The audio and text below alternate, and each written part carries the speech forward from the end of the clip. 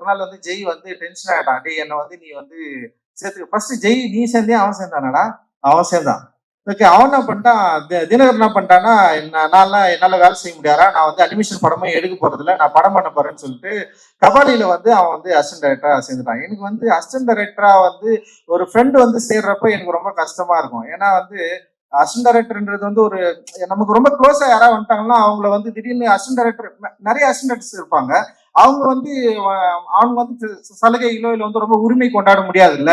அப்படி எனக்கு வந்து பயங்கர க்ளோஸ் ஃப்ரெண்டு அவனுங்க 2 பேர் தான். எனக்கு வந்து நான் இது வரைக்கும் வந்து நான் அவ்வளோ க்ளோஸா யார்கிட்டயாவது இருந்தனாலாம் கிடையாது. அந்த 2 பேர் தான். ஏன்னா அதுக்கு நிறைய பேர் பொறாமப்படுவானுங்க. நான் நிறைய பேர்கிட்ட சொல்லியிருக்கேன், எனக்கு ஃப்ரெண்டுன்னா இவங்க 2 பேர் தான், வேற யாருமே கிடையாதுன்னு சொல்லியிருக்கேன் நான்.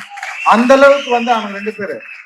ஆனா அவனுங்க அசிஸ்டன்ட் டைரக்டர்னு கேட்கறப்ப எனக்கு வந்து எனக்கு விருப்பமே கிடையாது என்கிட்ட சேர்த்துக்கிறதுக்கு. ஆனா நான் என்ன யோசிச்சுன்னா வந்து சரி அவனுங்க விருப்பப்படுறானுங்க சேர்ந்துக்கிட்டோம் அப்படின்னு சொல்லிட்டு ஃபர்ஸ்ட் வந்து தினகர் வந்தான். அப்புறம் வந்து அடுத்த படத்துல வந்து காலால வந்து ஜெய் வந்தான். ஆனா அவனுங்க கிட்ட வந்து ஃப்ரெண்டு மாதிரி நான் பேசவே இல்லை செட்ல ஒரு நாளும். அவனுங்களும் அந்த உரிமையை வந்து என்கிட்ட எடுத்துக்கவே இல்லை. அசிஸ்டன்ட் டைரக்டர்னா அசிஸ்டன்ட் டைரக்டராகவே இருந்தானுங்க அவனுங்க. அது அப்படி எனக்கு அதுல வந்து என்ன ஆச்சுன்னா சின்ன ஒரு ஒரு சின்ன ஒரு தொடர்பில்லா ஒரு என்ன சொல்றது, ஒரு சின்ன விரிசல் வரும்ல ஒரு லவ்ல, அந்த மாதிரி ஆயிடுச்சு அது சொல்லிட்டு. ஏன்னா என்னால வந்து ஒரு டைரக்டரா ஒரு அசிஸ்டன்ட் டைரக்டர் கிட்ட வந்து நான் எப்படி இருக்க முடியுமோ அப்படிதான் என்னால இருக்க முடியும். ஏன்னா இவங்கிட்ட நான் பயங்கர க்ளோஸ் ஆயிட்டுன்னு வச்சுங்களேன், மத்த அசிஸ்டன்ட் டைரக்டர் வந்து கஷ்டப்பட ஆரம்பிச்சிடும், யோசிக்க ஆரம்பிச்சிடும். இவன் பண்றா, ஏன்னா அவங்க எல்லாம் ரொம்ப நாளா இருக்காங்கல்ல என்கிட்ட. திடீர்னு ஒரு படத்துல வந்துட்டு இவனுங்க வந்து அவ்வளவு அந்த உரிமையை எடுத்துக்கூடாதுல்ல. நான் அந்த ஸ்பேஸை நான் வந்து விடவே இல்லை. அவங்க அப்ப வந்து அசிஸ்டன்ட் டைரக்டராகவே வச்சிருந்தது வந்து அது ஒரு யோசனை தான். அது சரி அப்படியே வச்சிருந்தேன், சரி ஓகே. அதுக்கப்புறம் தான் வந்து அவனுங்க வந்து படம் பண்ணணும்னு சொல்லிட்டு முடிவு பண்ண 2 படம் ஒர்க் பண்ணானுங்க 2 பேருமே. அவன் படம் பண்ணணும்னு முடிவு பண்ணானுங்க. சரி நீங்க படம் பண்ணுங்கடா அப்படின்னு சொன்னேன்.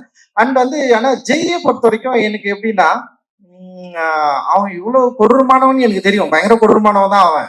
ஆனா வந்து அந்த பிருத்திவி தான் ஜெயின்னு எனக்கு முன்னாடியே தெரியாம போயிடுச்சு. படம் பார்த்தீங்கன்னா தெரியும். அப்படி தெரிஞ்சுதான் அவன் தலையிலே கொட்டிருப்பான் நானு ஃபர்ஸ்ட் இயர்ல இருந்து. ஏன்னா அவனை பார்த்தாலே எனக்கு பயமா இருக்கும். வரப்பே கும்ஃபு என்னதுன்னா அவங்க அண்ணா வந்து பயங்கரமா அதை சொல்லி கொடுத்துட்டு இருக்காரு. என்னடா அது கும்ஃபு தானே, கும்ஃபு பண்ணிட்டு அவன் கையெல்லாம் பாத்தீங்கன்னா வந்து ஃபுல்லா ஒச்சி வச்சுருப்பான், பயங்கரமா செவுத்து குத்தி பயங்கரமா பண்ணிருப்பான் அவன் எங்க ரூம்ல இருக்கிறப்பவே அவன். அப்ப நமக்கே ஒரு பயமா இருக்கும், என்னடா இவன் இப்படி இருக்கானே, நம்ம ஏதாவது சொன்னா உடனே கோச்சுப்பான். சும்மா ஏதாவது சொன்னாலே கோச்சுப்பான். அவனை வந்து சமாளிக்கிறதுக்கே ஒரு 3 நாள் ஆகும். அப்படியே அப்படிப்பா அவன் என்ன பண்ணுவான், என் ரூம்மேட் தான், என் ரூம்லயே இருந்தான். 3 நாள் 4 நாள் கூட சாப்பிடாம இருப்பான், என்கிட்ட சொல்லவே மாட்டான். ரொம்ப சாப்பிட முடியாம போன அந்த கடைசி செகண்ட்ல வந்து ஏய் 100 ரூபாய் கொடுறா அப்படின்வான். அவ்வளவுதான் அவன் கேட்கறது. அவள்தான் வாங்கிட்டு ஏய் என்னடா ஏன்னா சொல்லனா, நான் எதுக்கு உனக்கு சொல்ல, உங்கள்கிட்ட சொல்ல முடியாது அப்படின்னு போயிடுவான்.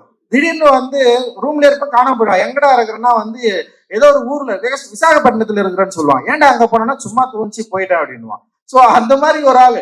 எனக்கு இவனை எப்படி கண்ட்ரோல் பண்றதுன்னே தெரியாது. இவனுக்கு கல்யாணம் பண்ணி வைக்கிறதுல பெரிய போராட்டம் தான். எங்க அம்மா அதை உட்காந்துக்கிறாங்க. அவனை வந்து இவனை எப்படியா நமக்கு என்னன்னா பயம், இவனை எப்படியாவது விட்டுறக்கூடாது யோசிச்சு யோசிச்சு.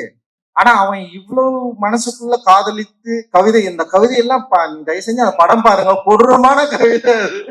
அந்த கவிதையெல்லாம் எழுதி லவ் பண்ண ஒருத்தன் நமக்கு வந்து முன்னாடியே தெரியாம போயிடுச்சு. இவனை அப்படி தெரிஞ்சுதான் அவனை வேற மாதிரி டீல் பண்ணிருப்போம். லைக் வந்து அவன் வந்து எல்லாத்தையும் மாத்தி அவன் ஒரு கொடூரமான ஒரு ஆளு, ஒரு பாக்ஸர், ஒரு கும்பு மேனு அப்படின்னு சொல்லிட்டு நம்ம ஏமாத்துறையை சா வச்சிருவோம். அப்படி ஒண்ணு பண்ணிருக்கிறான் அவன் ஆக்சுவலி. பட் ஆனா அவன் ஒரு சென்சிட்டிவான ஆள், ரொம்ப வந்து லைக் வந்து இந்த சமூகத்தின் மீது பெரிய அக்கறை கொண்ட ஒரு மனிதன். வந்து அவனுடைய பிஹேவியர் ஆஃப் காஸ்ட்னு சொல்லிட்டு ஒரு டாக்குமெண்ட்ரி, நீங்க அதை வந்து டெஃபினட்டா பார்க்கணும். அந்த படத்தை வந்து அவன் வந்து ஒர்க் பண்ணதுக்கு அப்புறம் நான் மிரண்டுட்டேன் உண்மையிலேயே. வந்து அவன் அதுல ரொம்ப சென்சிட்டிவா அண்ட் வந்து ரொம்ப ஆர்டிஸ்டிக்கா வந்து அந்த படத்தை வந்து ஹேண்டில் பண்ணியிருப்பான். நான் என்ன நினைச்சேன்னா அந்த மாதிரி ஒரு படம் எடுப்பான்னு தான் நான் நினைச்சேன். நான் ஒரு படம் பண்றேன்டா அப்படின்னு சொன்ன உடனே நான் என்ன சொன்னா, நீ அசிஸ்டன்ட் டைரக்டர்லாம் வேலை செய்யாதடா, செம சூப்பரா ஒரு டாக்குமெண்ட்ரி படம் பண்ணிருக்கிற, நீ வந்து படமே பண்ணா, ஸ்ட்ரைட்டா பண்ணு, நான் ப்ரொடியூஸ் பண்றேன்டா, நம்ம எப்படியாவது வந்து ஒரு ஒரு என்ன சொல்றது, ஒரு ரியலிஸ்டிக்கான ஒரு படம் நீ எடுக்க ட்ரை பண்ண, அது வந்து ஒரு ஏற்கனவே இருக்கிற சினிமா ஃபார்ம்ல இல்லாம வேற ஒரு படம் நீ பண்ணா அப்படின்னு தான் நான் அவங்ககிட்ட எதிர்பார்த்தேன். ஆனா அவன் என்ன பண்றான்னா, அதே பக்கா ஒரு கமர்ஷியல் டைரக்டரா வரணும், அதுவும் மெயின் ஸ்ட்ரீம்ல வந்து இப்படி ஒரு கதை சொல்லணும்னு சொல்லிட்டு அவன் ஆசைப்பட்டிருக்கான். அதுதான் அவன் வந்து தொடர்ந்து சொல்லிட்டே இருந்தான். ஒரு மெயின் ஸ்ட்ரீம்ல நான் இப்படி ஒரு வந்து இந்த மாதிரி ஒரு கதை தான் பேசணும் அப்படின்னு அவன் சொன்னா, சரி ஓகேன்னு சொல்லிட்டு தான் இந்த வந்து படத்தை வந்து நம்ம வந்து ஆரம்பிச்சு அந்த கதையை வந்து அவன் ரெடி பண்ணி படிச்சு